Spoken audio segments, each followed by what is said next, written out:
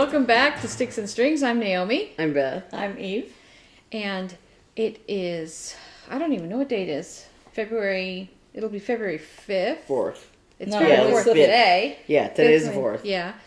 So happy February. And yeah, I don't know. I'm losing my mind. My full-time job is in high gear. And I'm like, I don't know how people do this. So, I mean, having kids is a full-time job. Like, when I was raising my kids and doing that 24 hours a day. When your kids were little and you had Robert, I was like, I'm so glad I don't have kids. That's 24 hours a day. Yeah. This is only 8 hours a day, but man, tired. Anyway, so welcome back. Thanks for joining us. Eve's going first today? Yeah, and I am starting with, I'm going to talk about the end of last month's WIP-GO, but since this is what I'm going to work on today, I'm going to talk about it right now. I decided to go ahead and go with rabbits, carrots, and eggs instead of the sewing bee first. And this pattern it's done on a brown fabric, but I chose blue. And because it looked more Eastery to me. and the eggs are white. I don't want white eggs. So, well, eggs are normally white, right? Until you dye them. And Depends you dye on them what Easter. breed. Depends on what breed. Yeah. The eggs I get from the farmer are not white. They're brown and blue and green. So I make put, brown and blue and green. this is my start on this. And I've had some vision issues this week. So, you'll see. So I went ahead and made a blue egg here, and I think I'm going to make different color eggs. There's like 3. I think I'm going to do 3 different colors. So, and I have the top of this carrot. I don't know. I can barely see it. No, you can Yeah, green. The green? You can see it? It's Yeah. great. It's Oh, beautiful. Like I said, vision issues. So that's what I'm going to be working on today. So that was a new start this week.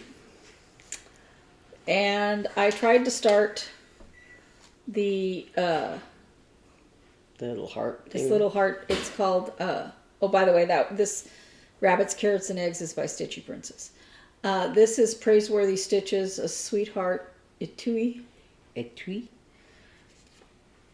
Something like that. Yeah. And it was in starting this project that I went, what the heck is going on with my eyes? So that's as far as I got. This little dot. Because... Well, that's probably half the pattern. It's so small. Well, I know that this is a higher count fabric than I normally work on. But Your eyes went wonky? I couldn't see the holes. Oh, no. Every stitch I did, I had to redo. Because I was like, that's not right. So I said, perhaps when my eyes are behaving themselves. Yeah. Yeah, I wonder if you should get one of those, they have those, like, magnifying things that sit, like, over your glasses or whatever, Yeah, maybe. I have that magnifying thing that I lent you. Mm-hmm. But the issue right now is not necessarily Magnification. Clarity. It's Yeah. clarity. Yeah. I'm taking something that makes my eyesight blurry. Okay, so this I did work on. The Temperature SAL by Sapphire Mountain Handcrafts. And it is now February. So I started on the new row here.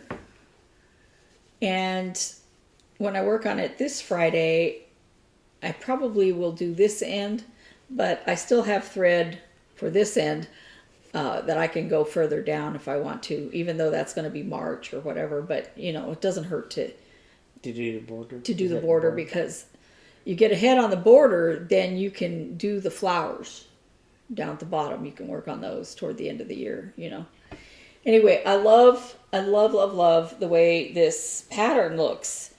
I like this little pattern here in the Yeah. for the start. It's so pretty. I love that. I'm so jealous of that pattern. I really am. Love it. And I had looked, everybody who's doing their temperature charts and all that, I had looked at them, and Yeah, it's really hard to find one that that speaks to you, Yeah. because you're going to be working on that all year long, and it's not something you can work on a couple of days and put it down for a couple of months, because To pay attention. you have to take that temperature down every day. So Good thing you're not in Boston right now. I saw that. I was going to ask you. Did I about tell that. you? New Hampshire was. did I tell you? I don't live in snow. I know. I've been there, done that, never doing it again. No snow. But this morning I looked at Boston's thing, because today's supposed to be really bad. Mm-hmm. It was a negative 23 wind chill. I'm like, Are they telling people to stay indoors? Or well, what? yeah, there was an advisory. I feel So- for you people who are living up north. Oh my gosh. I guess it's like a really bad, like New Hampshire is like, some mountain in New Hampshire had horrible temperatures. Yeah. So I feel for I you really like guys. that. I'm like freezing in my office, but I'm like, no. Yeah. Oh my So- gosh, I can't even imagine. I lived But your for temperature thing would be really interesting. I lived for 2 years in Belgium and got snowed in. And I just decided cold is not for me. Okay, so what am I talking about now? 2, 3. And this is my third new start, Burberry, Erica Michaels. And Is that Some- for I Love to Stitch or whatever? this is for the winter cross stitch camp. Oh, yeah. And I know what fabric this is, but I don't. It's Belfast linen and 32 count, but I don't remember the color. Is that the one you bought? That's the one I bought at the attic. So you'll see when I take the picture, it's a very, very, very small start. Wait, this is the back. Here's the front. You can't see anything. I'm going to do white. So the pattern calls for Morning Glory to be full coverage on the berry. And so where I'm stitching white right now should be Morning Glory going around the edge, and then you fill it in.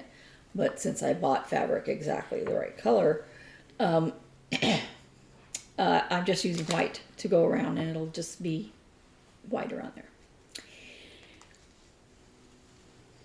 Yeah, I was having trouble looking at this too, and I was like, I am not about to mess that up.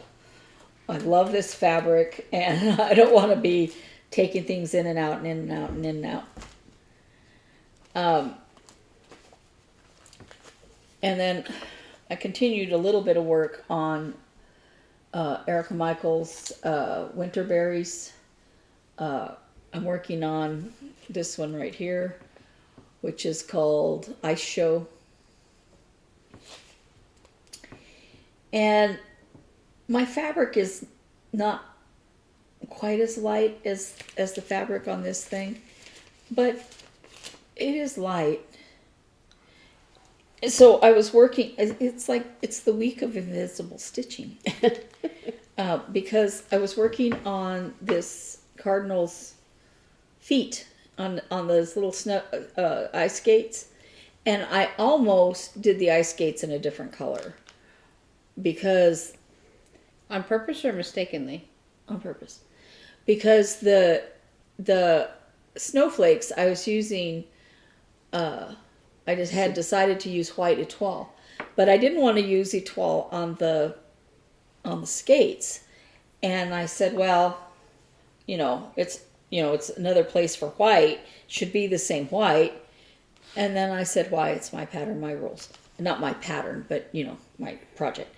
And so I just used B5200 instead. And I like the way it looks. I like the fact that it's different than the snowflakes. Mm-hmm. But it's very hard to see. And it's hard to see on the original one, on hers. Is there a like where the blade is on the I haven't put in the blades yet. Yeah, but I mean, is that a different color? Okay, yeah. It has a blade on the bottom of the skate and a little, where the laces Lace. go up the skate. So it'll, and plus, you don't hang these berries on the wall. Yeah. They're, where you can look at them close up. So all I have left to do is all of the snowflakes, and that is quite a few snowflakes, and finish up the shoes, Oh, and it'll be done. oh wow, yeah. Wow. That cardinal looks so pretty. Yeah. I'm not using the called for colors at all. Oh, I think this blue one is the called for color. Yeah. So my winter berries should be done about June or so. And then this is my last WIP-GO call for January. I was hoping I could get the tummy done, but I didn't. I just went around the bottom, so I just have one color to fill in here. Oh.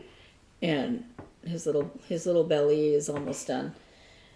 And I was so close to where the red is, I was like, I should just stop doing yellow and just work on the red. I was like, no.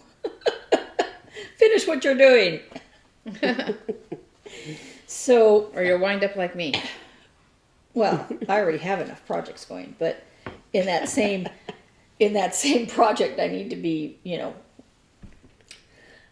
trying to do it in a logical order. So, What war? So I earned this Witchy Stitchy needle minder in October from embroidery.com by doing their Witchy Stitchy challenge. Isn't he cute? I have Let's one see. like that too, somewhere. I could. It's a kitty. I just realized when she was bringing it out, I thought, oh yeah, I got that. I got mine in the mail the other day, and I had put it somewhere, and then I lost it. So in order to receive it, I mean, if they put it on I found layaway. it. It's in here. Okay, your turn. That's your turn. Sorry. So you have to, in order to get it, you have to order something, and they'll put it on layaway for you for a year.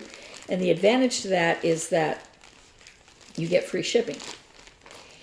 And I looked for a pattern I wanted on their website and saw this absolutely beautiful snowman, but it was a heaven and earth design. Oh. Oh, I was hoping you'd break down and get it. The year is young. Oh, okay. But I wanted to order something, and I knew that what I had been looking for was the Snowman series, Snowman Collector series, and I liked the number 1, but I don't like number 2. Number 1 is called the Needleworker, and it's beautiful, and I thought that's the pattern I want. And then I saw the third one, which I'll show you in a second. I was like, oh my gosh, it's so cute. And I was like, which one? But I don't want to buy the whole series because I'm not Beth. No, because I didn't like the second one. So the first one is the Needleworker, and the second one is the Clown. And I really didn't like that. No And- clowns allowed. And there's a kind of a It was a little- snowman clown? And there's kind of a little, not a preview exactly, but an inkling of what the other ones are going to look like. And I may pick up the first one later. But anyway, so I found that pattern I wanted, but I knew I needed some threads for that I didn't have. So I ordered those threads so I could get my needle maker. And I'm going to put this on that. So this is the pattern. Just absolutely beautiful. Cottage garden. How come I can't say that?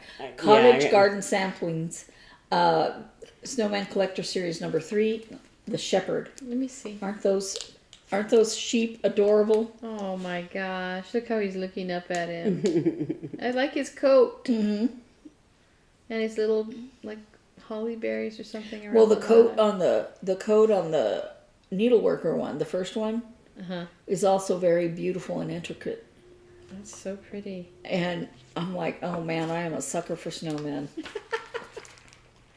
And you live in Arizona. I thought you said you hated snow. That doesn't mean I hate snowmen. Granted. And I don't mind visiting snow. I just don't want to live in it. Yeah. No, don't want to be. Don't want to be. So it's not huge. It's only 100 by 130, you know. I probably will not be doing the 36 count like what this is. But so it'll make it a little bit bigger, but that's okay. I think it's adorable. I love his little hobo outfit. Yeah, anyway. So the only other thing is that, and you won't be able to tell the difference, I did 2 more rows up here on this, and I made so many mistakes and had to tink often that I said, I'm putting this down for now. It's pretty. It's lace work, you know, you have to really do it with your thinking cap on. Yeah. And I was like, did I do that right? Did I do that right? And if it has a lot of repeats, what you can do is, you know, if it's the same 10 stitches over and over. you can put Markers. yeah. Yeah. And the problem was with this second one, so the first time I used markers. And the second one, it's like, that pattern is easy. I can just do it. It looks like ice cream, that yarn, like Neapolitan ice cream. Or birthday. I think a birthday cake's Yeah, birthday birthday cake, yeah. Mm-hmm. It's pretty. Yeah, I love it. I think I'm gonna really like the finished thing. Yeah. And what I decided to do, because I mean I left it without doing it for a year and a half, you know. What I decided to do was to keep it like right beside me, so that I'd have to trip over it and stuff all the time to remind myself that it's there and work on it, instead of just shoving it under something or like when you're kind of tired of cross stitch or something, you can pull it out. Yeah. And I thought about doing it right now this week while my eyes were bothering me, but I decided I wanted to sleep instead. I wasn't sick, but I was kind of sick, and my body needed sleep, I think. So that is me. Should I go next? Yeah, go ahead. All right, I'm going to go next. So I took my friendly WIP-GO board that I looked at last week, you know, February, and it was, what was it? 7 and 11. 7 and 11, which was that Tatanka neck warmer and the Storm at Sea blanket, knitted blanket. And I took those 2 things and I decided I don't want to do either of them. My board, my rules. And in addition, so what I added, well, I don't know. I just decided I didn't want to do it. But actually, sometimes in WIPs, you have to make those decisions. Mm-hmm. You have to come back to it and say, I didn't want to work on a Halloween project right now. Yeah, it's an interesting idea, like that Storm at Sea blanket, and I do want to do that one day. But right now, I feel like I need to clear my plate. And actually, this is clearing my plate. Doing things like, okay, like that neck warmer I really like, but obviously it's a small project, and I put it down. Mm-hmm. You know, the cables were frustrating me. The gauge was not good, and so I'm gonna rip it out and consider maybe you're gonna UFO it. Yeah, yeah. So I don't blame you. But in its place, and I got squishy mail. Remember, I was waiting. I was hoping for squishy mail. Well, it all came. Hang on, let me pull it out. Ooh, how pretty. So this is these yarn colors were created. It's a Rowan. These are Rowan yarns, but they were the colorways were created by Arne and Carlos. Oh. Isn't that gorgeous? That's so pretty. That's a beautiful together. So the hat was supposed to be main color this, and that's not my jam. Kind of clashes with everything. So I decided to make this the main color, and I cast on before the knit along started. I cast on, and I'm a few rows into the color work. So I decided to switch the colors all around, not just switch out the red for the blue, because I realized, let me get the... You're going to have to put it on your head. You want it the way you want. Yeah, exactly. Oops, that's not what I meant to do. Let me pull up the picture. What's it called? It's called... I don't know what it's called. I name it something and then I completely forget what I name it, and then I have to search for it. MDK23 is what it's called. Okay. So I'm going to turn it this way so I can talk about it. So in the original, what is wrong with my icon? Okay. In the original design, the red here in this first color work area is paired with yellow, which I like, but I didn't want the whole thing on my head to be red. So I decided to start with blue, and here they pair the blue with pink in between. There's white, there's blue and white, and then there's blue and pink in the center. So I decided to keep the relationships the same. So I'm doing blue and pink here. In this part of the band, and I'll do blue and pink up here and blue and white here. But here, where the blue comes in, I'm going to do white and, this color of white, and then red, and then I'm going to do the yellow in the center of this part where it's pink and blue. I'm going to do red and yellow, so that it will look like this, but it'll be a center area like that. So I'm just swapping anywhere. I'm basically swapping everything with each other except for the white. Does that make sense? I think. I don't know what it's going to look like. I hope it's going to look okay because of the color combos that they used. You see up here they used white and red, so it'll be white and blue. Here they used red and yellow, so it'll be blue and pink. Here they used blue and white, so it'll be red and white. Here is blue and pink, so it will be red and yellow. And here it'll be red and white again, and this will be blue and pink. But we'll see how it comes out. It's just my own color combo. So that's how I'm going to do it.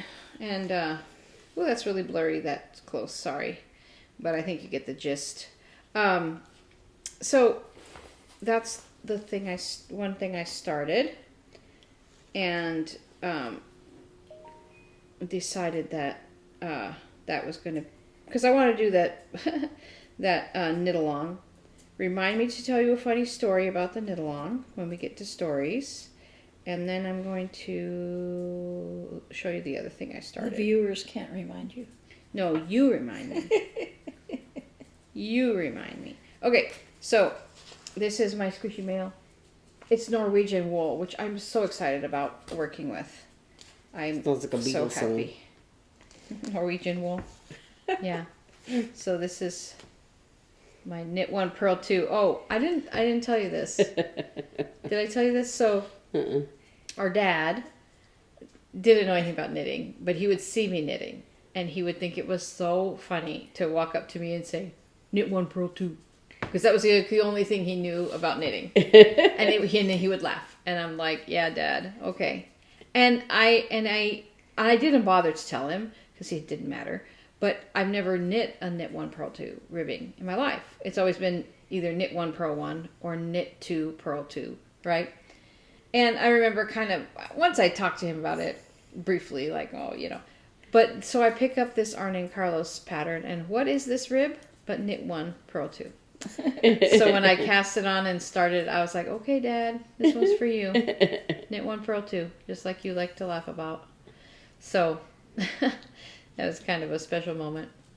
But anyway, so there's my Arne and Carlos hat. I'm so glad I got the Norwegian wool, and I said, because it's 100% wool, it's not superwash, it will be grabby and gorgeous and very nice. You protect it from your cat. I have to protect that from the cat. So then the other thing I decided, so I have a thing at work in that I've started to make coasters for people. So I made some for my box office boss. And I have to specify bosses now because now I have 4 bosses. I'm a mess. Anyway, my box office boss, for her birthday last year, I made her 2 quilted coasters, kind of like this. And then at the beginning of the season, this fall, I made everyone in the box office quilted coasters. They're I think I showed them. I don't know. They're kind of small. They're kind of really too small because I was trying to use some existing quilt blocks that I had rather than making something new. So they wound up being really small, like just about the size of a bottom of a cup. So they're kind of small. But I wrote on the back of them, like, because one of my friends was moving to another company, so I was like, best wishes in your new position. And then 2 of my friends were brand new to the symphony, and I said, best wishes for your first season with us. And then Nick, I was like, I'm grateful for your friendship, and so they loved them, and I made those. So I kind of have a coaster thing. And then, I'm going to put a picture here of a mug rug that I made for my number 2 boss, my finance boss. She was over the moon, and she won't use it. I keep putting her coffee cup on. I'm like, that's a mug rug. She's like, no, I don't want to spill on it. She just has it on her desk, and I'm like, it's washable. Anyway, so I made her this beautiful mug rug. Actually, I used the fabric strips that I used to make Dad's quilt last Christmas. I have a bunch of strips left over, so I used that, and it came out really beautiful. I used a herringbone pattern. I saw it on. I remember they were really pretty, and it came out really nice. So that was that. And then my 3rd boss, who is now the brand new CEO and president of the symphony, I thought, well, he needs a coaster. So I was like, what am I going to do? I'm going to make some, I don't know. I have nothing against crochet coasters. But I was like, he's a guy, right? He's a guy and he's the CEO. So it needs to be something nice. And I'm like, I don't want to quilt anything. And then I thought, I started looking for knitted coasters because I think knitted coasters look neater than, meaning not as homey, than crochet coasters. And then I saw these double knitted coasters, and I've never done double knitting. I've tried it and frogged it every single time. Come here, Rogue. Don't bark while I'm talking. Come here. And so I was like, I'm going to try this. So there's a bunch of patterns on Ravelry. Who are they by? Let's see here. No, don't. What are you doing? Hello. No, you can't be seen with my coaxing away. Hello. Hi, Rogue. You're so sweet. Hi, baby. You stink. Go away. All right. Hi. She's like, you called? I'm here. I like from this angle how you can see her little teeth. She says, you called me? What do you want? I'm here. Here I am. Okay, it's enough of your cameo. You never do any stitching. You never do any knitting. You don't belong on this podcast. She doesn't even like sitting on my lap when I'm stitching. She'll sit near me. Are you anti-stitching? She'll sit near me, but I move around too much. Okay, that's a cameo by Rose. Okay, this is Alphabet Coasters and Potholders by Lisa Hannon Fox. And this is, and of course, I got the letter P. You can buy all of them, but I bought the letter P. So what this is, there's a coaster at what they call a potholder, but this says this potholder may not protect you from heat. Don't burn yourself because it's just yarn, Yeah. So what this is, in double knitting, you usually create a negative image. So with a P, it would be backwards, right? So if you did it, let me see if they have any photos here So here's this one is not traditional double knitting because that's the opposite. See how the black and green are opposite. And so there's a way to do it so that the letters wind up readable on both sides. Because if you did it traditionally, it would be a P on one side and a backwards P on the other. But they would be negative images of each other. And so let's see, I'll show you this one because it's not marked up with my markings. So this, when you do it, okay, I'm sorry to be so weird, but when you do it traditionally, you do just one chart like this, and each square represents 2 stitches. So say there's a black square and you're doing black and green. You would do a black knit and a green purl. And then there's a white one, so you would do a green knit and a black purl. So what winds up happening is that you have a knit on this side and a knit on this side instead of a purl stitch. So it's like you're knitting 2 sides of a fabric at the same time. So if you do this and you're just traditionally doing 1 stitch per square, 2 stitches per square, exactly like it says, you have a relief of the pattern on the other side. If it's not a letter, it's really cool. Like I've seen some scarves made with like Star Wars, a Star Wars scarf where it's like a black design on a white background on one side of the scarf, and a white design on a black background on the other side. It's really cool. But with letters, you want something that looks like a letter. So on both sides. So that reminds me of having designed something with a whole bunch of floating letters in it and stuff. And my boss said, you can't do that because it frustrate people if the letters are backwards or upside down. And I said, then how come people put music that way all the time? Yeah, that's very frustrating. So come here, Rogue. This is how the pattern looks when you're doing it. So you can see you can see that the white P is readable and the black P is backwards. But of course, on the opposite side of the fabric, the black P would be readable. So this is every single square represents a stitch instead of every square representing 2 stitches. So it lays it out so that you know exactly what to do when. Are you showing a pattern? Very, very confusing. If they can screenshot that and get that from here, good luck, because I can't even read it when it's here up close. So I'm sorry, but I really don't think that's going to be a problem. Anyway, I'm sorry. So this is what I've done so far. This is the one it's brown and green. So it has a selvage of green here, a brown background, and a green P is going to be green on this side. And this is the other side, and I'm so happy this is being successfully. I want to see. Okay, and this is a brown selvage, and then a green background, and it's going to be a brown P. And it's working. I'm so excited. So it's double thick, and you cast on like one of each color at the beginning. And it's actually the right way. When you were first describing it, I thought it had to be backwards on the back. Right, but it's not. The traditional way. So this is a different pattern style, so that it creates the P the right way on both sides.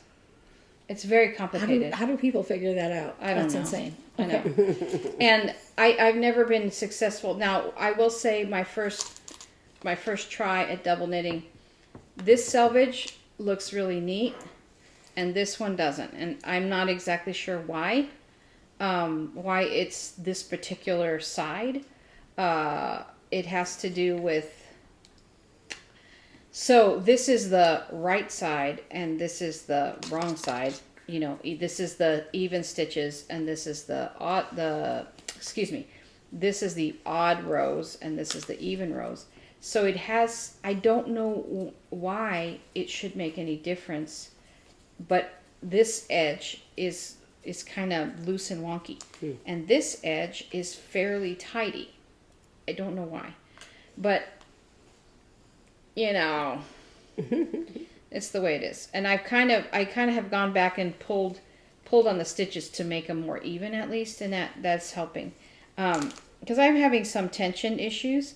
So the interesting thing is that in double knitting, so when you get to say this, let's see, this spot where there's a brown on this side, and on the pattern it's also brown on this side, you're only knitting with the brown yarn. So you're knitting a brown, purling a brown, knitting a brown, purling a brown.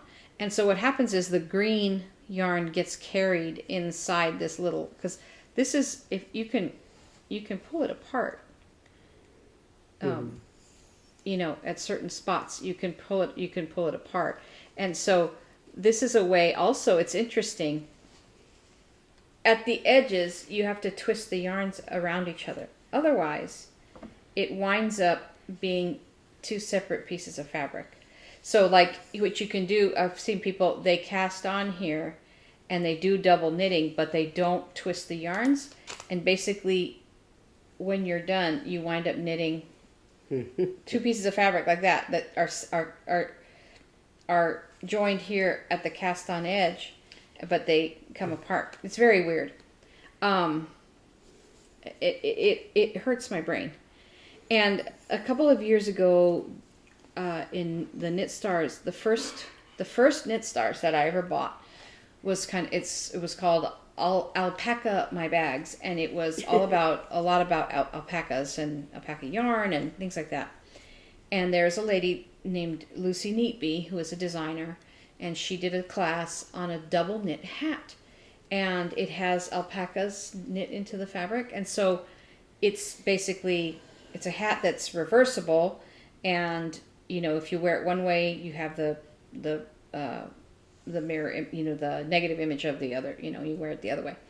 And I watched those things and I tried to understand it, and I'm like, I do not understand. But now after I've done this little swatch, I'm like, oh, I'm gonna go back and look at that double knit hat, because the double knit hat, of course, is extra warm and it's going to be really cool, and it has alpacas. So I'm like, oh, maybe I want to go do that.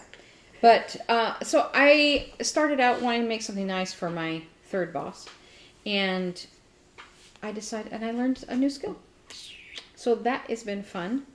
In terms of my long-term projects, I have not worked on my gray sweater at all, and I have worked on Jordan's sweater a little bit. I before I started this, I was working on it when I was just sitting knitting, watching TV. So it's starting to have more color stripes in it. It's gone from, it looks more interesting now because it's actually added a nice blue stripe, and I'm back to like a blackish dark. So it's coming. I'll keep working on it. But so that's me. I'm really proud of myself to jump in and try something. I was like trying to make it in one night. Like, that's not gonna work. So then I was like, okay, I'll finish it by Monday, which I think I will. But last night, after I worked a 12-hour day, I had a show, I sat down in my chair and I'm like, I'm gonna knit a couple rows.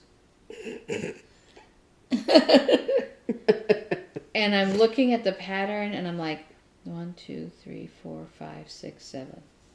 1, 2, 3, 4, 5. Sleep. Wait, what did I count? How many is it supposed to be? 1, 2, 3, 4, 5, 6, 7. Okay. No, wait. Okay, I need to count. Wait, what? No, what's it supposed to be? Literally, this is how my brain was last night. And Mark's like, why don't you go to bed? I'm like, yeah, but I gotta finish this row. It took me probably, I don't know, an hour to do one row because I was so sleepy. That and it was what so was stupid. With this one, that row took forever, and it was my own fault because I was being lazy, And then I had to undo so much. Yeah.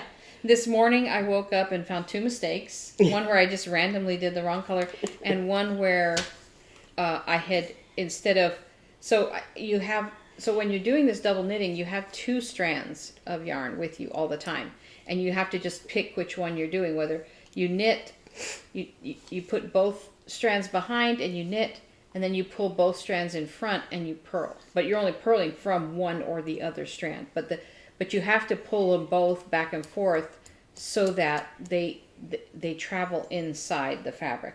And so at one point somewhere over here, I had knit with both. I had purled with both yarns. So I had to go back and fix a bunch of things this morning. Like, it's not worth it.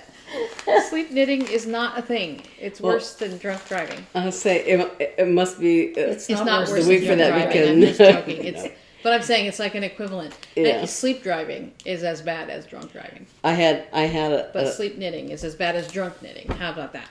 Which I've never done. A thing here where I don't know if it was an error or if I was making an error, but I was like, this is not right.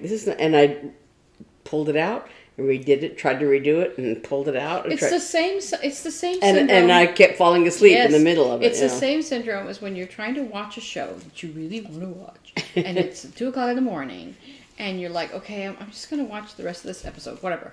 And you watch it, and you fall asleep, and you wake up, and you're like, darn it, and you rewind. And you watch it, and you fall asleep. In the same spot. And I don't know what it's like, a lull in the dialogue, or what it is that, like, you fall asleep in the same. And like, wait, Beth likes that show. Beth likes that show in Elementary, and so whenever we're eating or something, I put it on, right? And I fall asleep in the middle. Every time.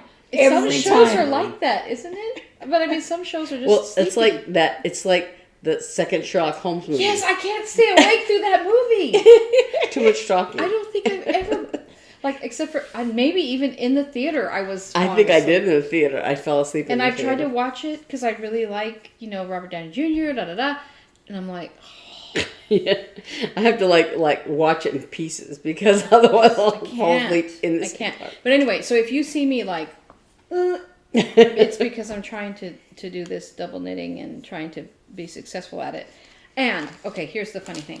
I won't show you the pattern again, so you can't steal it. But in this pattern, I just, while Eve was doing her bit, realized, oh, all the brown stitches are black. And if it's a knit, it's a solid black. If it's a purl, it's a star black. And all the green stitches are white. And if it's a knit stitch, it's solid white. And if it's a purl stitch, it's got a diamond in it. I did not realize that for 20 rows. It took me 20 rows to understand that. So now I'm like, oh, why am I freaking out? Anyway. So. Okay. Me. So.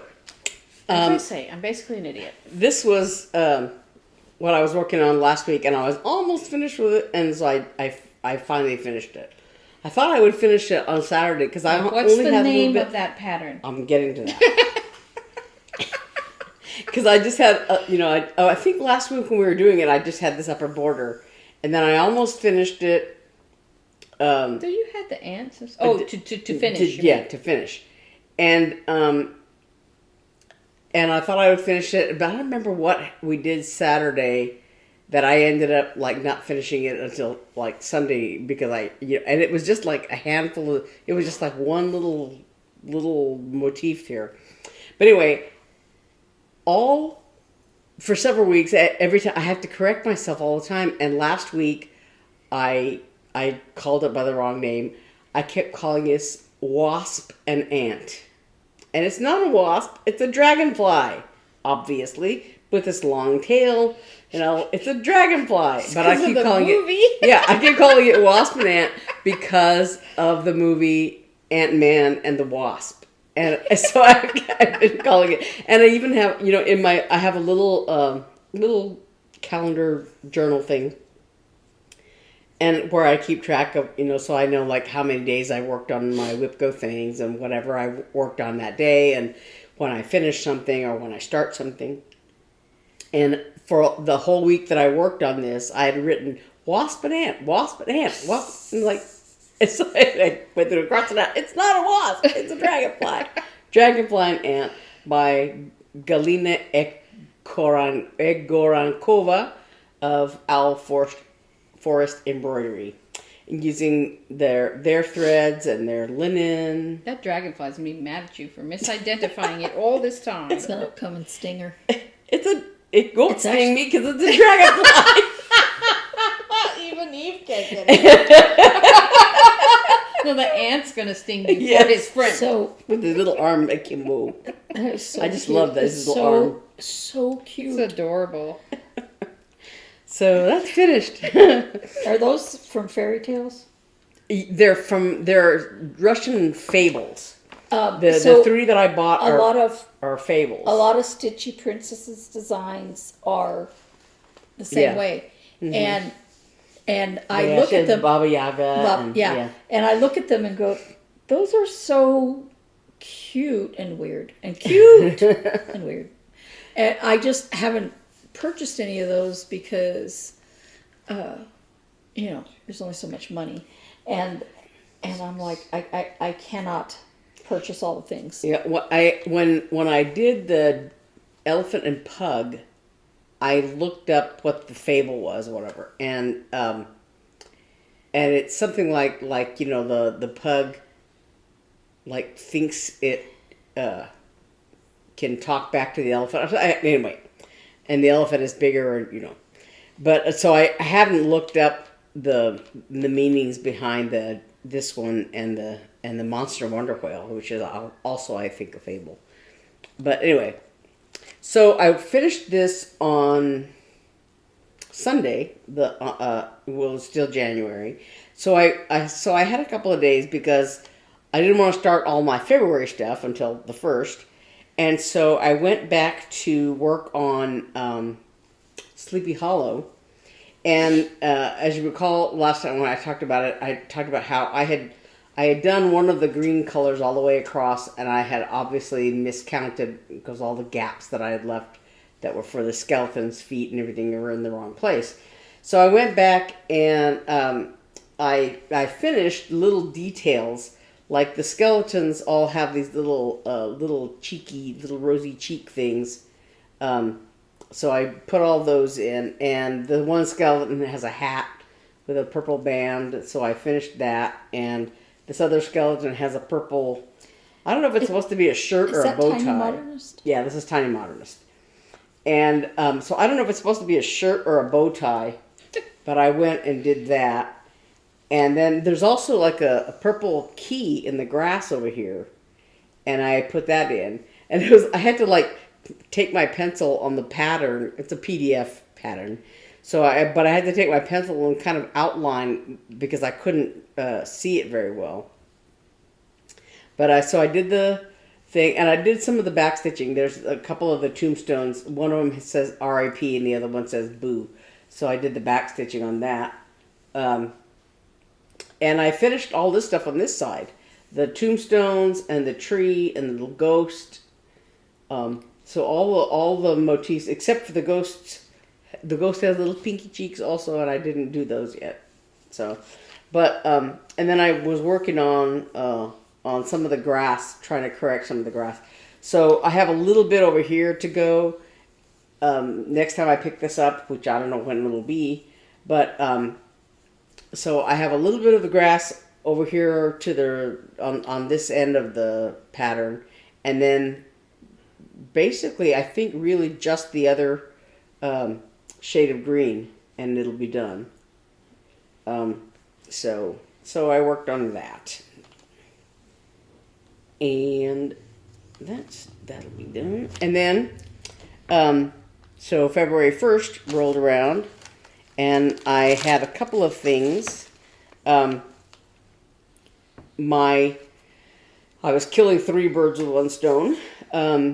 So for WIP-GO, I have, the numbers were called, and on each of my squares, I have a new start, and so I wanted to do this, the fox, which is a cottage, saying the same thing, I'm in trouble, cottage garden samplings chart, the fox, from their Year in the Woods series.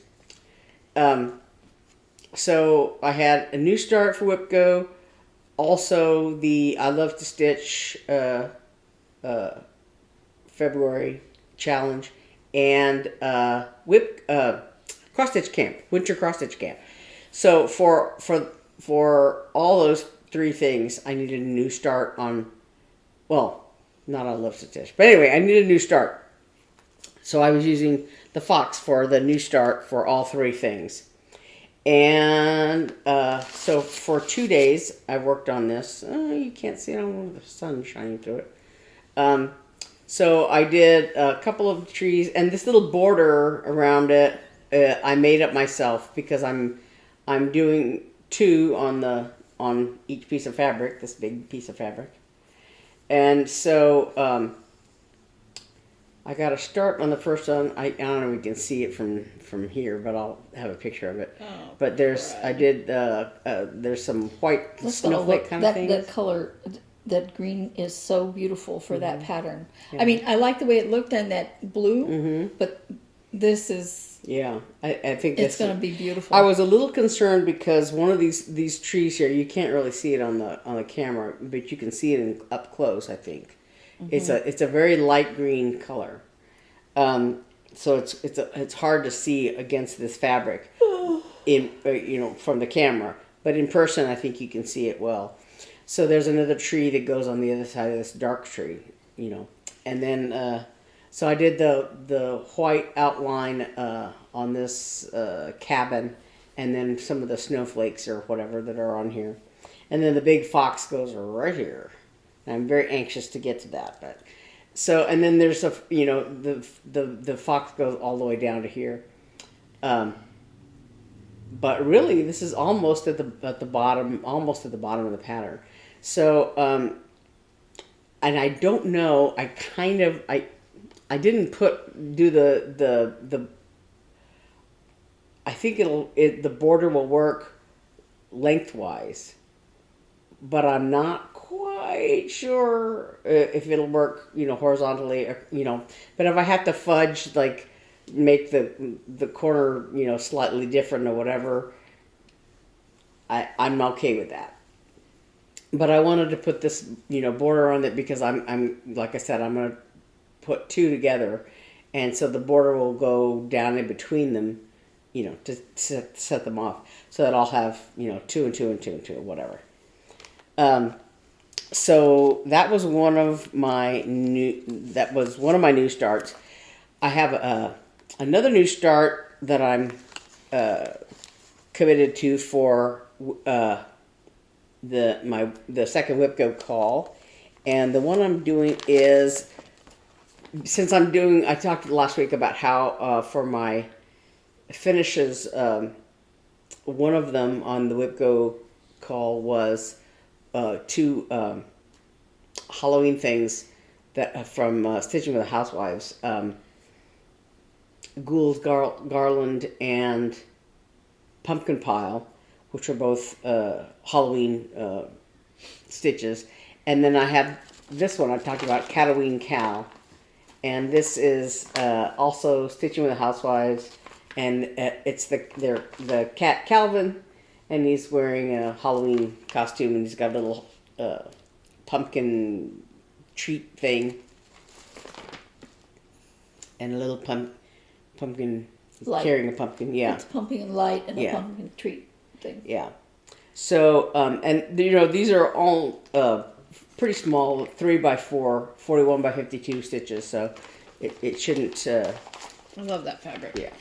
And so I had, I was looking for this because this is another piece of that same fabric. This yellow thread is the center of the fabric. But I was looking in my big notebook of patterns because I thought, I know I have this pattern. So I was looking in there and I was flipping through it, and I couldn't find it. I had all these Stitching with the Housewives things. They're all my bunny patterns from Stitching with the Housewives. But so I was like flipping through, and then I got to I know I had stuck them all the Stitching with the Housewives patterns together. And so I went through them all, and Cataween Cal wasn't in there. I'm like, I know I have this pattern. And then I snapped, and I realized that in another place I have partially kitted up things with the pattern and the fabric, and that's where I found Cataween Cal. So I had already cut this piece of fabric, and There's even a needle in there and everything. So it's ready She to go. dyed that herself. It's Yeah, not, that's fabric that I dyed. I talked about last week that it's like purple and red and black that I dyed for Sleepy Hollow. It's the same colors that I used here. It's just I left it in the gray too long, and not so too it turned long. black. It's beautiful. So yeah, for too long for this pattern because of all the black in it. So anyway, so then for one of my WIP-GO calls was, one of them is the Monster Wonder Whale. The other one is And Heaven and Nature Sing by Kathy Barrick, and that's this big deer. And so last time I worked on it, I had done, part of the garland. There's one more color in this garland. And I had done part of the deer's head. So I, in the deer's head, it's hard to tell because there's not a nose on this deer. I have not finished his nose yet. But his eye is this sort of tan color. So I did his eye and the outline of his ear, I guess, is what that is. Because his antlers are up here. But so on his tummy and his legs is more of this tan color. So I've been working on that.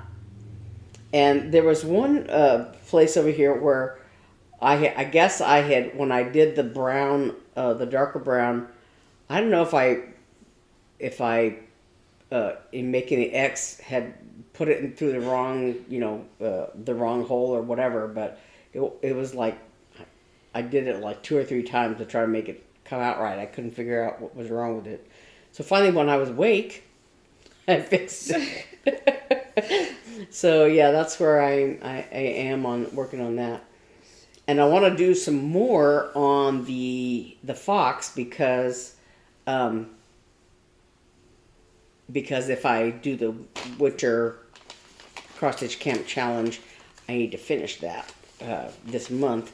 But I was thinking that really, apart from that sort of very dense fox itself, that all the other little stuff around it should not take that long because it went very quickly. The 2 days that I worked on it, actually spent more time working on that border than doing the actual pattern.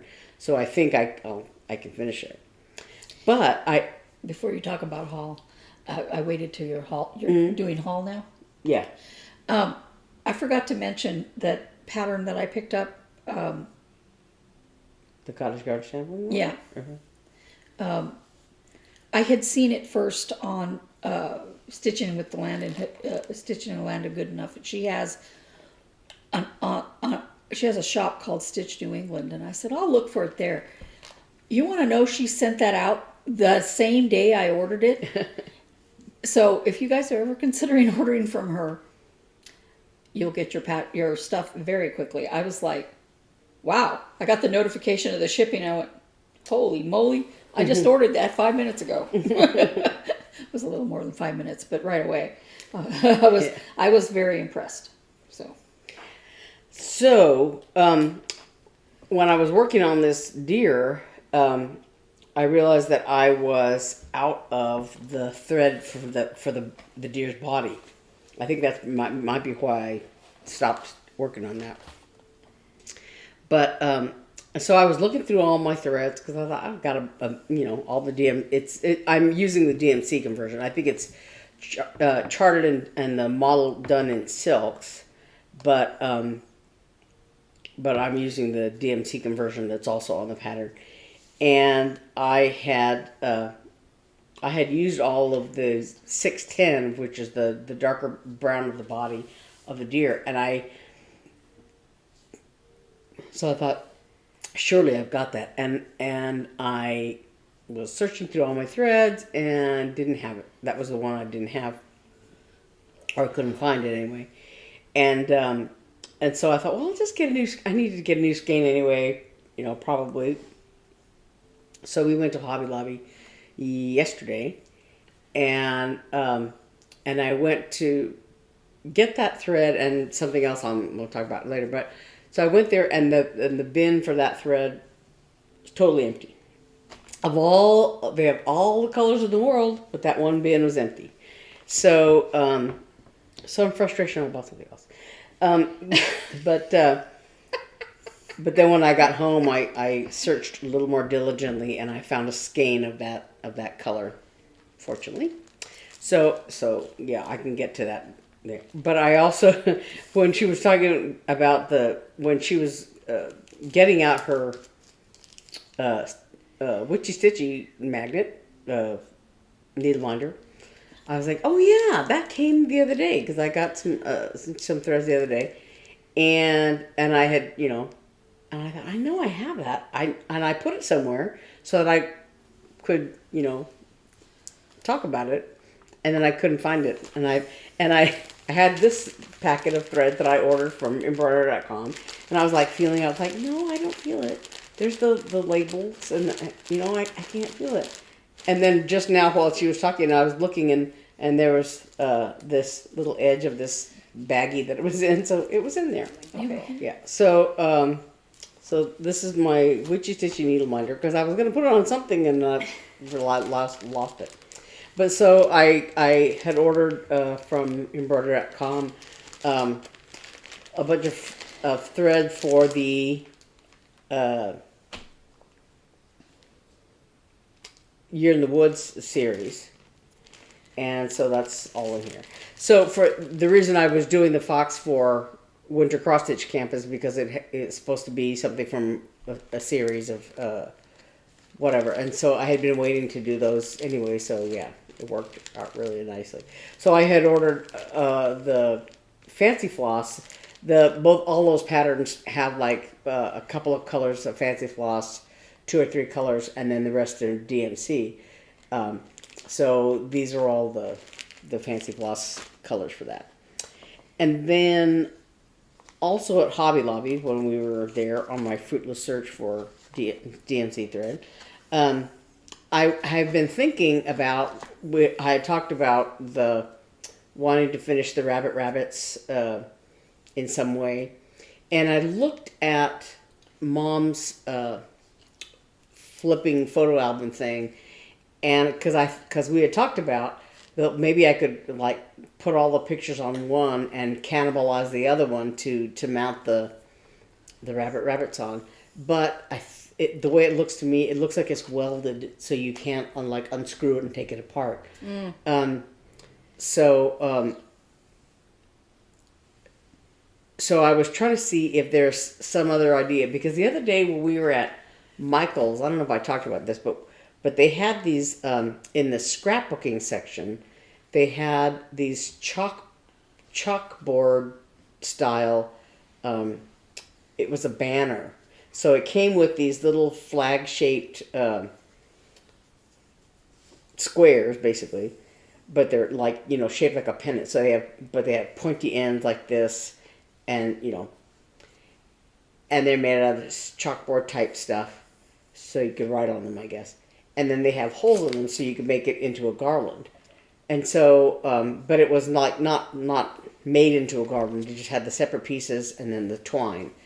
And so I thought, well, that might work. I could do something, because each of the squares had 2 holes in it. So I thought, well, maybe I could figure that out. And so I almost bought it, and Eve looked at it and she said, I think that's a little small for those rabbit things. And I thought, it might be. And besides, with that pennant shape, because I thought, well, maybe I could stick them all together and put them on one of those little photo holder things. And I thought, but with that pennant shape, I wouldn't be able to do that. And so I decided not to do that. So I still have, like I said, that little box that I bought at Target. And so anyway, I was looking at Hobby Lobby to see if I could find something that would work with that, blah, blah, blah. And I really couldn't. So while I was there, though, I bought a pair of scissors. Big scissors. No, I didn't realize that. You Big always buy scissors. Yeah. That's not news, but the big scissors is news. Yeah. So I wanted them to cut, to be fabric scissors. You wanted them to cut something? To cut fabric. Usually why people buy To scissors. be fabric only scissors. I'm going to send you to to a Scissors Anonymous. Is there such a thing? If you know Scissors Anonymous, please put it in the comments below. So these are 6-inch plywood. Well, not 6. Yeah, 6x5 plywood rectangles, and there's 6 in a package. So there's enough for each of the rabbits if I choose to do that. The rabbits, I decided to measure them, and they are about 4 inches, square. So this would work, if I think I have one packet of these rectangles already, but I just, to be sure, I went ahead and bought them. But I had this other idea, because this is chalkboard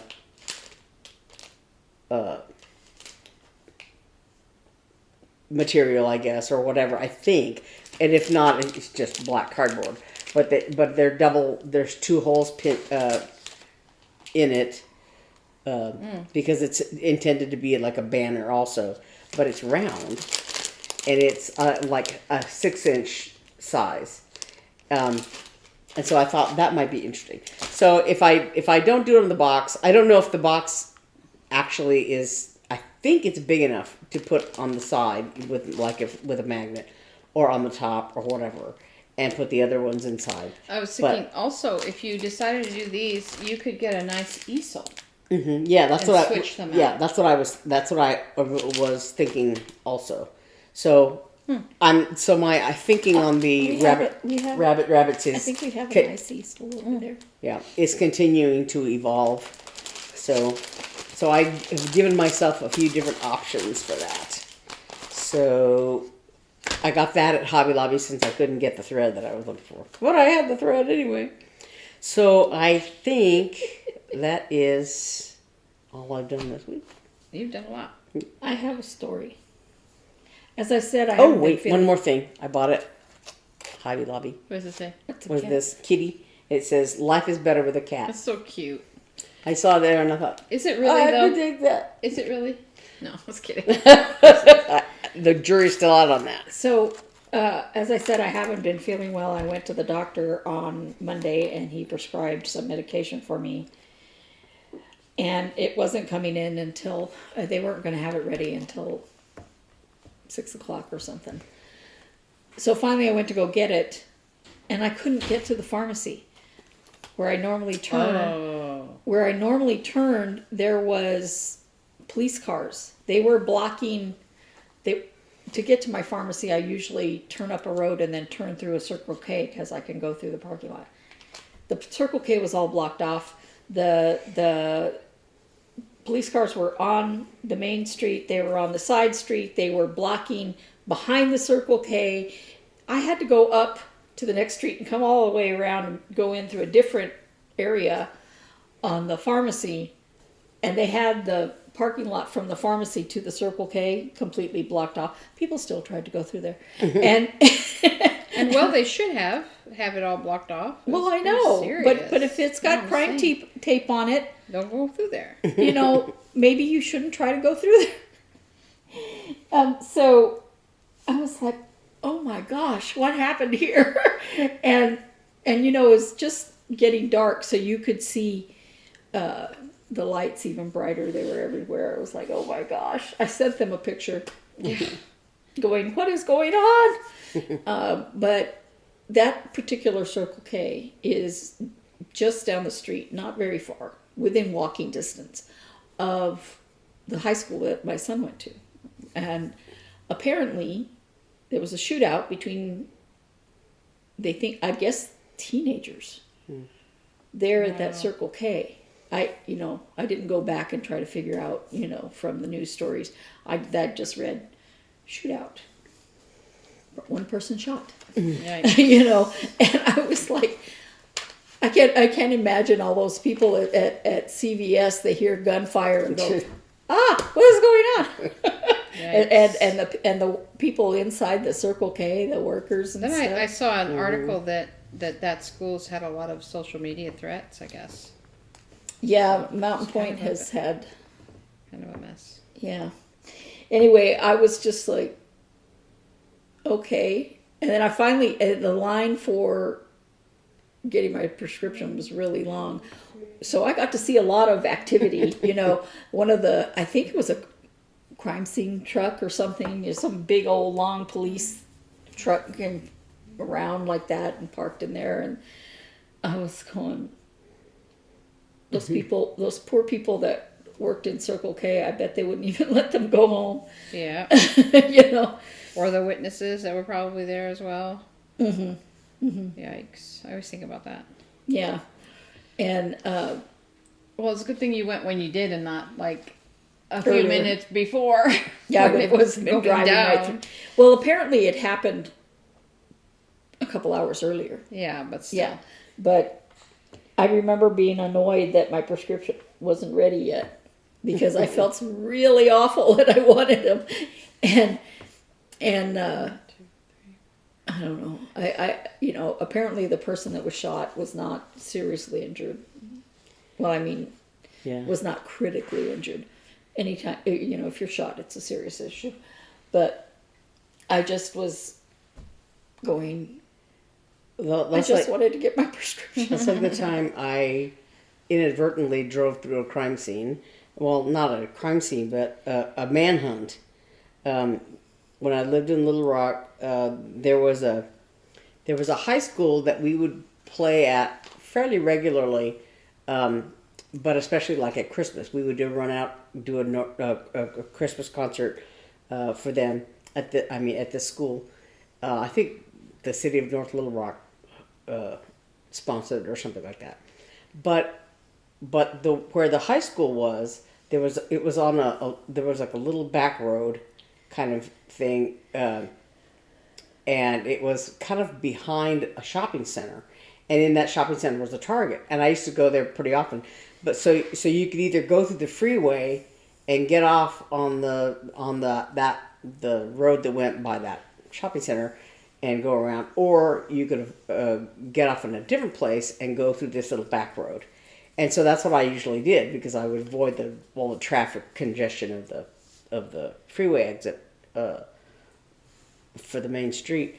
So I had gotten off there and I was going through this little back road, and I saw these two guys walking with rifles, and I thought, can they hunt here? Because it's like, it's very woodsy right there, but there's like, an apartment building just beyond that and some houses just beyond that. I thought, this is a residential area. What are they doing with guns? And then I as I got closer to them, I realized they had police things on their jackets or whatever. Jeez. Because they had rifles, they had manhunt or what? Sidearms strapped to their legs. And Circle K, they were looking for the person. I think that's why so much was roped off. Oh my gosh. And so I was like, what are they looking for? And then I kind of went around the curve on this road, and there were more police around there. And then at the high school, they had one of these big mobile command center truck, looks like an RV kind of size vehicle, and then a whole bunch of police cars were parked there. And the road wasn't blocked off or anything, but so I went around and, I'm like, geez, what is going on? And then I heard on the news that a guy had, I don't know if he had escaped from the jail or what the deal was, but he was running around and his ex-wife or ex-girlfriend or something was, he had gotten her, and he had stolen a car from that neighborhood where the high school was. I think is what the deal was. He had stolen a car from an older woman in that neighborhood, and that's why they were searching that neighborhood. And then he had taken the car and I guess kidnapped or held hostage the ex-girlfriend and her mother. And so the police finally found him there, I guess.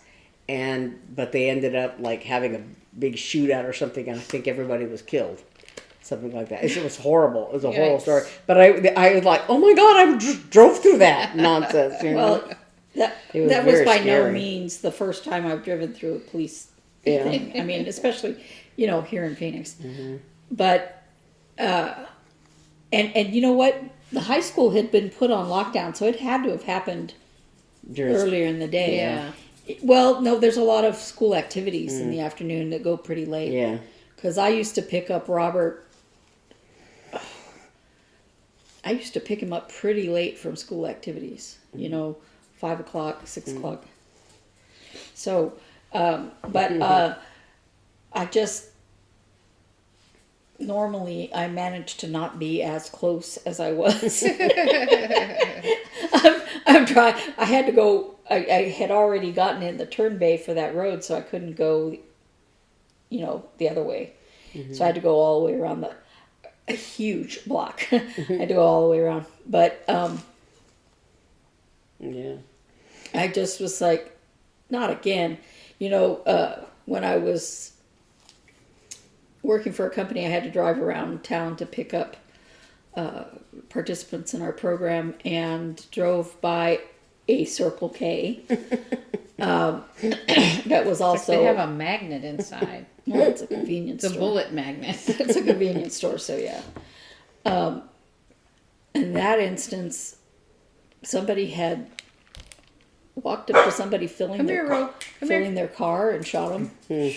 And I don't know if there'd been an altercation before or not, but I'm like, you're shooting near gas pumps? Are you an idiot? Yeah. It's the Circle K magnet. Yeah. And of course, let's just say the streets of our city are not exactly safe sometimes. So, police action where it involves... So what was the story you were... Oh, the story. So, okay, so Arne and Carlos, who I love, have started this, I talked about that, the knit along in conjunction with Modern Daily Knitting.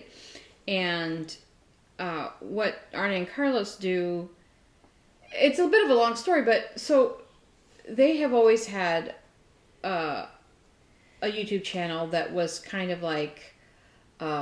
just tutorials and kind of introducing. It was like they consider themselves a lifestyle channel, but they did a lot of knitting tutorials, and that was kind of where they were right before the pandemic hit. And I don't remember how now that I found them, because it was pre-pandemic that I found them. And was it through Ravelry or something like that? Probably, or just because I searched, videos a lot, and I honestly don't remember. No, I wish I did. But then when things went on lockdown, they just started filming, because they used to do these videos where they were produced, they have a team of people that would come and do it. Well, then of course everyone was in lockdown, and they got stuck because they do a knitting cruise up and down the coast of Norway. And it's like my lifelong dream, by the way. If I'm ever gone from here, it's because I'm in Norway, okay? But like, you'll just come one day and I won't be here. I'll be in Norway. But anyway, they were on that cruise and got stuck. They thought they were going to be stuck on the ship, but they came off sick, basically. And I guess Carlos got pretty sick. But they started basically like a daily video. And it was just them with their cell phones or something. And they called it, they started calling it Sit and Knit for a Bit or something like that around then. And so they did it daily until finally they're like, we can't do this anymore. And so then they started doing it weekly. So they basically, since 2020, had a weekly podcast every Wednesday. And they've toyed with the idea of, do we still want to do this or not or whatever. And then on Sundays they put out like a tutorial video. And they often will do cooking shows, and they talk a lot about life in Norway. And so over these years, they have done several knit-alongs. Like they came to knitting fame with their Christmas balls. They make these knitted, basically they're ornaments, and it's color work. They're beautiful. I've made a few, and actually in 2020 they had released their Christmas 24 Christmas balls, and they would reveal one every day of December. And I remember that after Mom passed away, they were the only thing I could watch. Like they were so comforting to me. And so they put those out. That was a knit along. They would just reveal it. They would talk about it. They'd talk about each other. They'd talk about whatever they did that week. And then they did, the next Christmas, they did these little mini sweaters. And I think at Easter they did one, and like with knitted eggs. And that's how they do knit alongs. They're just like, buy this pattern, and they've given away things like, post on Instagram and your progress, and will randomly award somebody. And or one time they picked their favorites, and that was too hard, and then they randomly do it now. And I think I need to look at the rules for this, because I think they have a thing. But anyway, that's how they've always done it, right? They just like knit it, and everybody put it on Instagram, and we'll all knit this together or whatever. Well, Arna and Carlos aren't knitting it at the same time. They've already done it, They're just revealing it or whatever. And those are like hard, because they like a whole ornament every single day. And some people did it. Crazy, not me. But anyway, come here, Rogue. So they did their first, so it was supposed to start February 1, which was a Wednesday. And so now they're doing their sit and knit for a bit. They do it live on Wednesday mornings. And I never get to watch anymore. But, so they did their first video. And Wednesday night I sat down, and it was just them talking. And here's the hat, I guess. I haven't even finished watching it. But they get this comment, "Gentlemen, this is not a knit along. It should be one camera overhead on Arne's hands while he's casting on, and all this." And they're like, "This is the way we always do, sitting in for a bit for all these years, and we're sorry, you're disappointed." And everyone was coming on there like, what the heck? They can do it however they want. It's their channel. And so then he commented back. This person commented back, "Well, I'm sorry you feel that way," or something. And something like, "I've been watching from the beginning, and I've been watching them from the beginning, and he was so disappointed," or something. And all you need is one camera, or because what Arne and Carlos said is we're not going to change it to a multi-camera format. Right. And he's like, "All you need is one camera," blah blah blah, something stupid like that. And so I had to comment, because I'm like, "You're making me mad. These are my boys." And I said, "If you have been watching this from the beginning, you must have slept through the Christmas balls, the Christmas sweater, I said, and all of these were knit-alongs, and they were just like this. Like, they don't have to change a thing. Shut up." And I didn't say shut up, but I was very close. But I'm like, "You jerk." So, like, you don't, if you've been watching from the beginning, then you haven't gotten a thing. You see It's ridiculous. People commenting on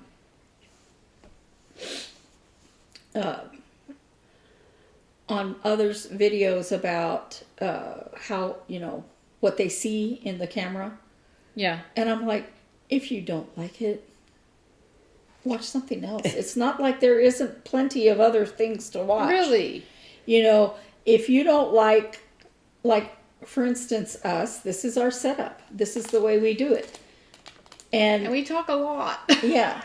And they're long, and we know that. But we wanted to do where we're each doing whatever craft we're doing. I almost brought that little thread bowl thing here to do today. But I didn't want to do it on a nice tablecloth, because it says to work on a protected surface.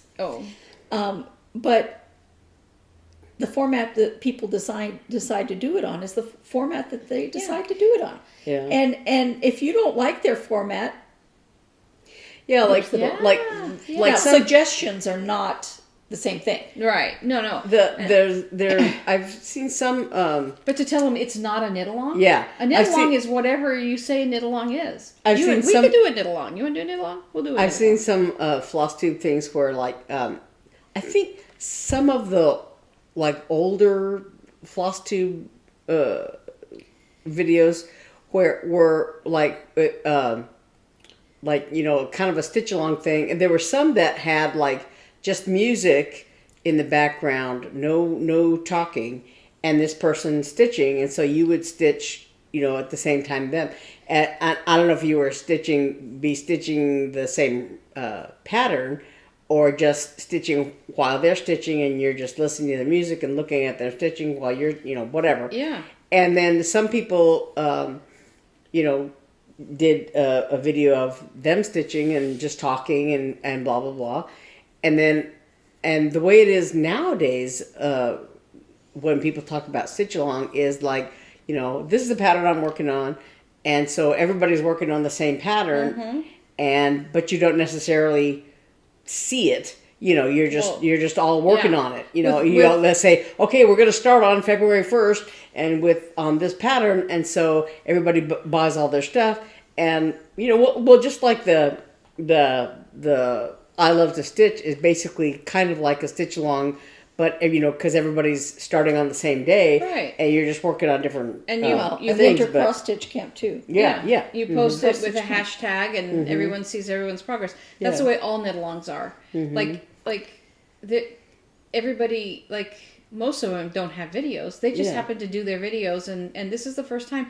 And it makes me mad because I'm like, this is the first time they've done. Well, no, it's not the first time they've done a knit-along, but they partnered with Modern Daily Knitting and that kind of stuff. But I'm like, this, like, there is no form. This is like there's no official format. I don't think, for me, I don't think it is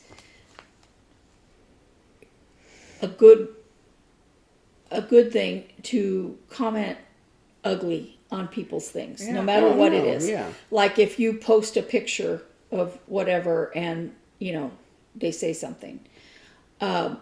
Because if you don't like it, move along. Yeah. And I've had to, when I've seen ugly comments, comment back and say, this is not appropriate. That's not nice. You know. But our commenters are so wonderful. Yes. And part of my stories is because I wrote down the name. Nancy, you asked me a question about Rachel Shaw. And I'm going to put a picture here of it finished on my Hanneken. I chose the gold buttons, and she loved it. Because my daughter was sick over Christmas, we exchanged gifts on New Year's Eve, and Rachel pulled it out of the bag and put it on and ran to the bathroom to look at herself. So I think she liked it, and Rachel can comment here if she will confirm that, but she liked it a lot, and it fit well, and I did wind up using the gold buttons because they were very had a lot of contrast. I still have those beautiful wooden buttons. I'll find something to do with them. Also, happy birthday, Vicki. Yes, I was going to say. Oh, yeah, Vicki. In my one of our birthday notifications, regulars. it comes up. Actually, it was like. Vicki sent these, right? Yeah, I think so. Yeah. See, I'm using mine too. So, Vicki, happy birthday. But I just this morning was thinking, because I'm like, I love this bag. And I have mine stuck in a product. It's perfect. It has somewhere. these tiny little pockets where I keep, like, this is my little knitting repair when I make mistakes. Which I need a lot. So anyway, I love this bag, and it's like a bag of holding. It holds everything. But I was say my notifications today came up. Today is Vicky's birthday. So one of the stories I have. It's a two-sided story. One is, I said I have another boss. So I was part-time in the box office, and then I went full-time to work the other part-time in the finance department, which is turned to sort of administration, because then our CEO came and they said, would you like to help him transition in until they hire a full-time admin assistant? And I was like, sure. And so that's been an adventure. He's wonderful. And it's been hard work, but really good. And then also they're like, would you also be willing to help out in our development department? And I was like, yeah, sure.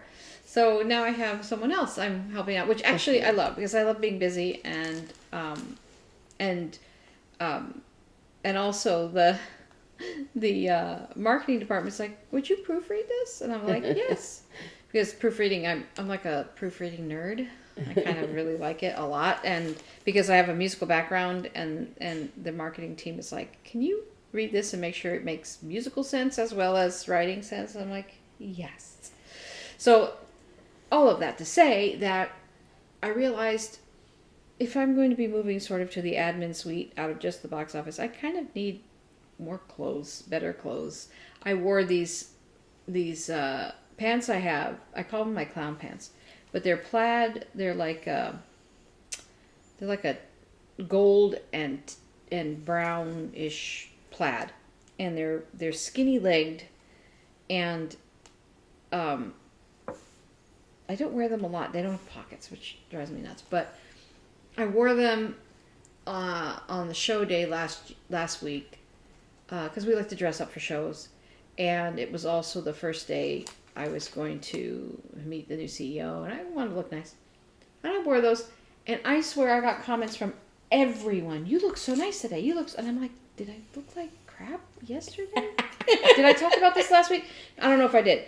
I think I did. Oh yeah, because I said I'm going to go clothes shopping, right? Yeah. So I went clothes shopping, and one of the things, the weirdest thing happened. I was at Penny's, and I'm going to call you out, Penny's, because I think this is a mistake. I had tried on a lot of tops and sweaters and stuff, and pants, and I had picked. It took me a long time to find the pants that I wanted.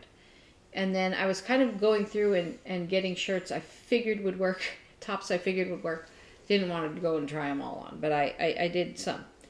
And then as I was leaving, I saw these beautiful blouses, absolutely gorgeous. They were 3/4 sleeve length, right? So that you could tell that they were supposed to hit you about here. And they were like a nice dressy material. And they had that kind of neck that like is, the seam is right here.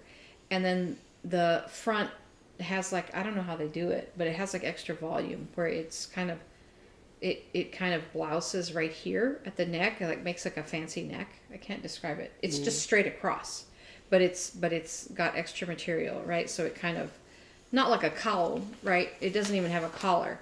But it sits kind of open right here, right? Do you know what I'm saying? Does that make sense? Yeah. So, and the one that caught my eye was a white background material with, looked like flowers, but they weren't defined flowers. So it was like just a design. Florally, without being floral. Yeah, that was like purple and black. It was gorgeous. And I was like, what is that? I want that. So I went to get it. And they had a few other colors, and they had a black one. So I got the black one, and I got the floral one.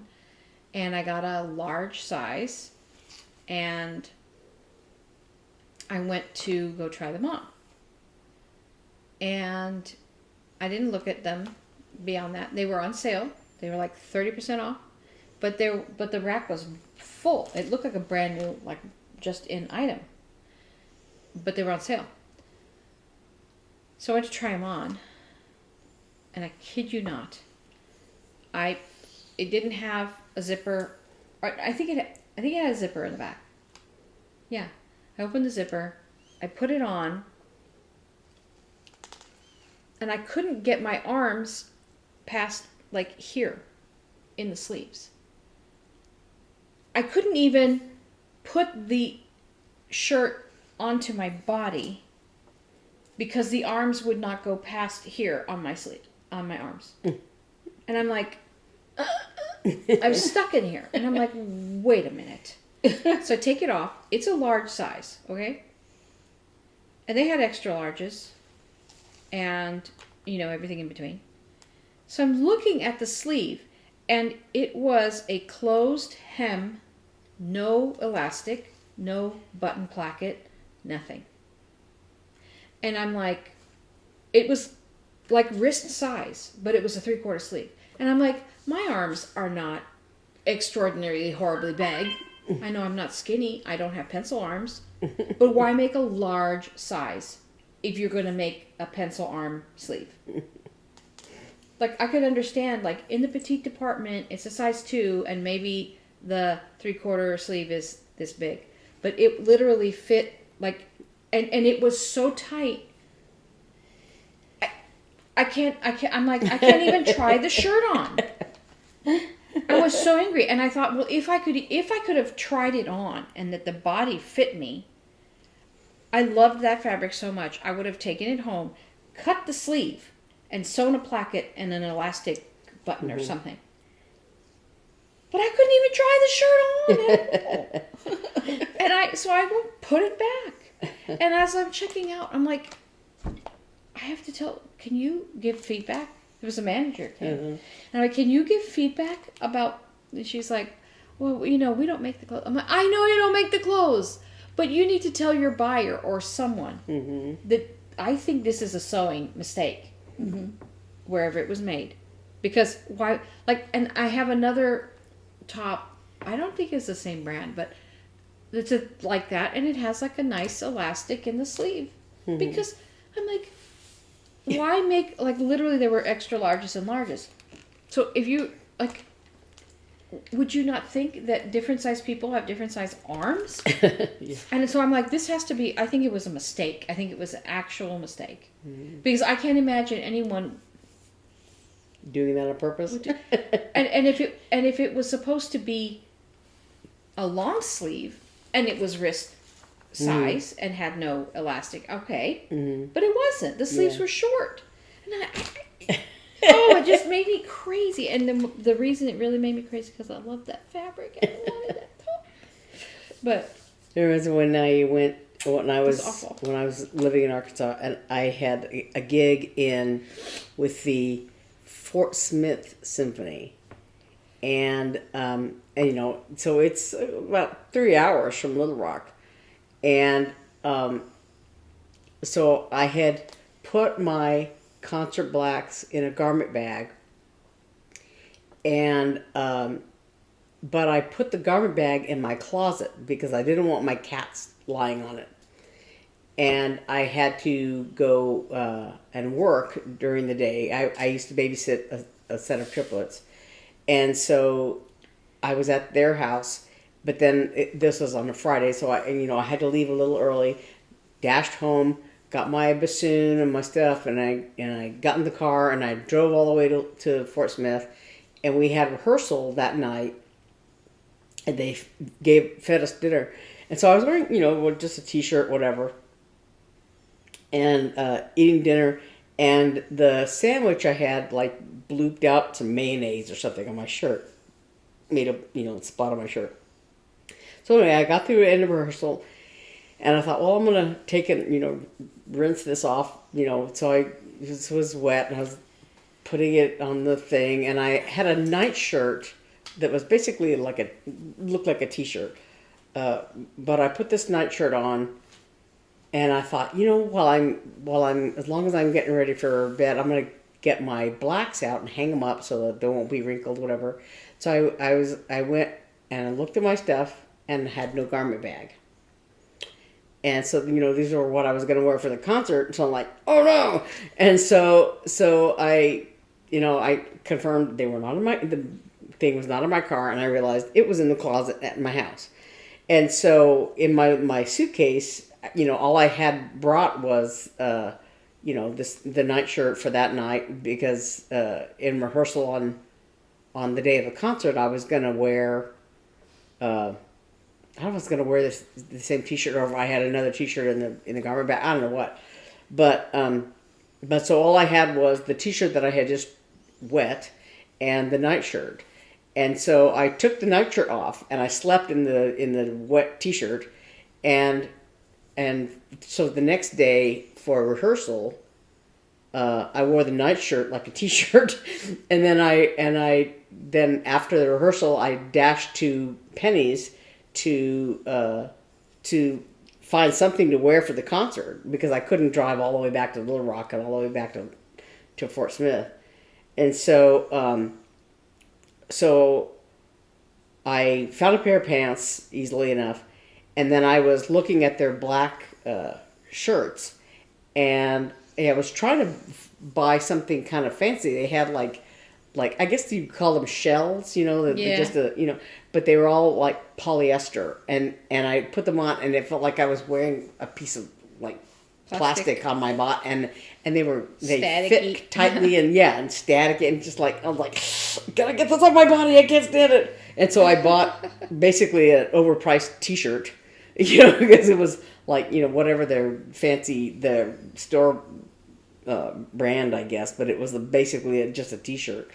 But I went ahead and bought that, you know. It was like, because I had to buy something like. Fortunately, I had my shoes and my socks. Certain times a year, it's hard to do. Yeah. So but that was my emergency I just couldn't purchase. believe that. I was so annoyed. We've been talking for quite a while. Yes. I think I am going to go from here to Joanne's. So last night I called my across the street neighbor to find out if she needed eggs this week. And she told me that she was talking to her next door neighbor. I've spoken to the husband, but not the wife. But apparently she was last week diagnosed with pancreatic cancer that has metastasized to her liver. Oh, goodness. So it's bad. Yeah. It's really bad. And I guess she'd been feeling sick for a while, but attributed it to this or that, or, she's tired, or it's menopause, or whatever. And it was one of those things where they found out, they called her, you have to go in tomorrow, kind of thing. And I guess she's starting chemo. I don't know her, but I feel really compelled to do something.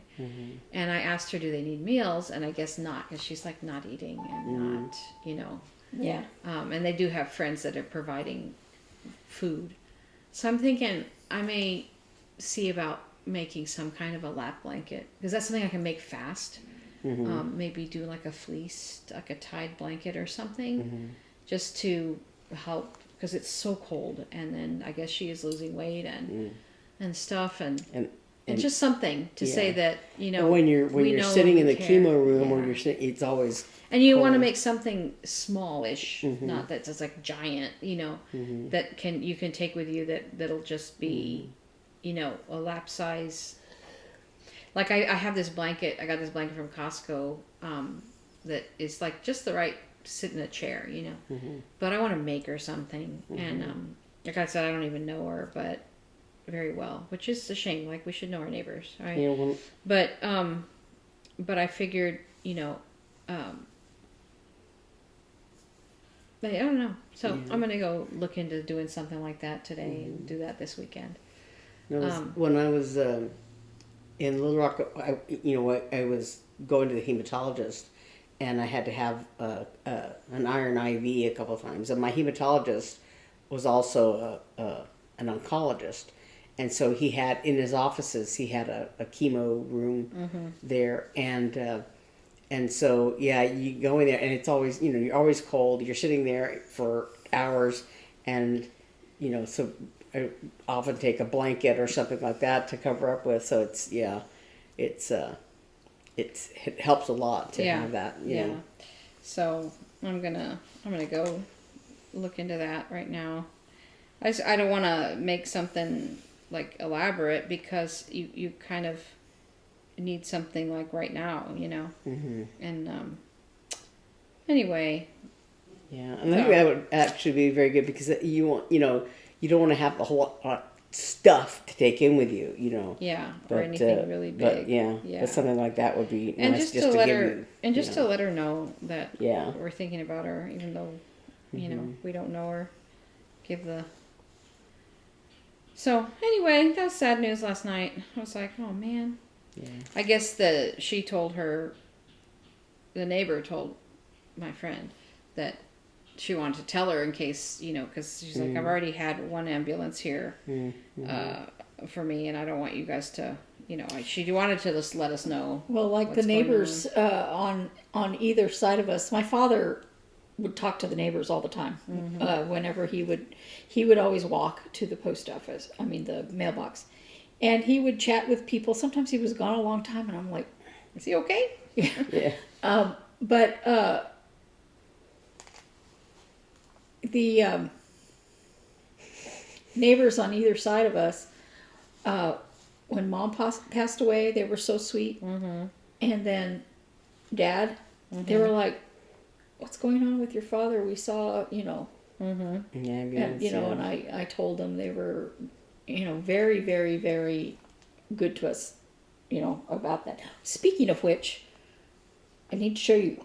We got a card Yeah, I was gonna from say, the yeah. dermatologist, a sympathy card. Oh. Yeah. It was so sweet. And I meant to bring it over why? here. Probably because I texted. So his dermatologist allowed me to text her private cell phone. I would send, because he had a big wound, and I would send her photographs and she would respond or she'd call. And so when he passed away, right away, I texted her because I wanted her to know, and I thanked her for being so good to him. And so she personally, the doctor, responded. But when the months came around, I got a text from them saying, "Hiram, you have an appointment." Yeah. So I didn't know I didn't have time to call back, but I just responded to that text and say, my father's deceased. And that was just recently. So maybe they actually got the message. That's so nice. yeah. I'd like to see that. Yeah, it was a nice A nice gesture. Yeah. card. Yeah. So. Think I'll get it finished by Monday? I think I will. Planning to. Yeah, It's working out. So I'm 23 rows out of 38. So that's pretty good. It's taking forever. I found another mistake that I made while you were talking. I'm like, but it's pretty easy to fix them if you find them right the row after. I don't think I could fix any further down, but this blows my mind. Double knitting. Tune in for more. Because now I'm going to be like, double knitting. I'm going to double knit everything. But I'm trying not to hook my. I need to double knit Hannah things because it's like wind chill of, did I say this already? Yeah. 23. I saw. I was Negative gonna, 23. I was going to wind chill. ask you when I read. I Crazy. saw something in my news feed about how cold it was in New Hampshire, and I thought that's just right Yeah, well, around the corner from Boston. I talked about that already, but Yeah. oh my gosh, my poor kid. All right. Well, thank you for joining us for another week. We hope you are all well and safe and not too cold. We're not too cold, but we feel It's too like cold. supposed to be 77 today. So yesterday I was sitting in my office and the wind from the registers was blowing right on my desk, and I'm like, I'm so cold. And then I look at Hannah's temperatures and I'm like, stop complaining. Stop complaining, because in 3 months I'm too hot. Well, and it's already going to be mid-70s Next week? today. Today? Yeah. My kinda first good. my first year of grad school in Indiana. No. No, too cold. On one Sunday, it snowed really badly. It snowed so badly that my car, I couldn't even unlock the car because it cold, was too frozen shut. And then the pastor of the church was going around picking people up because it was a little bitty church. Yeah. And so we went to church. I went to church. And then I was supposed to have a rehearsal that afternoon, and I thought surely they're going to cancel the rehearsal because it's so cool. Because on the radio they were saying, "Oh, this is one of the coldest winters we've had," and I'm like, and the wind chill was like minus 20 something or something, and they're like, "No, we have rehearsal." So I had to okay. So I'm walking to the rehearsal to the music school, and I had my scarf wrapped, and every breath I exhaled would freeze my eyelashes together. I see people with, in Alaska with their frozen eyelashes. I'm like, that is not for humans. That's not for humans. Why you live there? I know. Well, they think the same thing about us in July. Yes, and I I agree. think that It's too. not for humans. And I don't know. Yeah, but Hell is everything's relative, because we know how to live in hot temperatures, like the misters and, not going outside and stuff. yeah. And they know how to live in colder temperatures. But okay, I understand all that. But I don't know why, no matter where I live, I need to put my coat over my shoulders in an office building. Yeah. Yeah. It's ridiculous. Our office is ridiculous. We went grocery shopping yesterday, and I went to Beth, And I went, are we done yet? Because I'm freezing. No, and so, but I mean, It's in like the summer, you get to the colder where the Yeah. things are. in the winter, our office is freezing because the heater is on, Yeah. but it's not blowing heat. It's just blowing. And so it gets cold in there. My hands ache from the cold. The backs of my arms are frozen from sitting there because I'm typing and my hands are just in the air. So I'm like, outside, I walked out yesterday. I'm like, it's warmer out here than it was in my office. In December, in January, February, whatever this is. And then of course, and then in the summertime, it's air conditioned because it's 100 and whatever outside. So you're in your office, you're like, I need a blanket. Like I would walk out and I used to, when I worked here before, it'd be so cold in there that I would walk like from 1st Street to 7th Street down in 110 whatever, and I wouldn't start sweating until I got to my 5th Street. Like, yeah, because I was like, oh, this feels good. Yeah. When I had my hematologist leukemia. I mean, not leukemia. What is the word I want? Anemia. One of those blood things. When it was first starting to manifest itself, I couldn't really tell because the office was always very cold because everybody had a computer and you had to keep the computers cool. And there was a woman in the office, an older woman in the office, that she was always cold. And so this one particular day, I could not get warm. I had my jacket on. When I got to work, it was because it was still early in the year in springtime or whatever, and I had my jacket on. And I just couldn't warm up. I just never took it off. And so I thought, is it especially cold in here today? And she was like, without a jacket or anything, she goes, no, it's not. And I'm like, ugh. And so I would get really cold in the office. And then like at lunchtime, I'd go out to my car and it was in the summertime by then. And it would feel so good. Yeah. And I would just like sit in the car and thaw out. Yeah. And I'd be warm by the time I got like to where I was going to buy lunch. And I'd walk in and I felt like somebody had poured ice water down my back. It was so cold. And then there are people in their tank tops and their shorts and their flip flops, and I'm like, aren't you freezing? That's how I've been feeling this winter. I've been so cold. We hope you guys aren't freezing wherever you are. Stay warm. Stay warm and have a good week, and we'll see you back next week. Bye. Bye.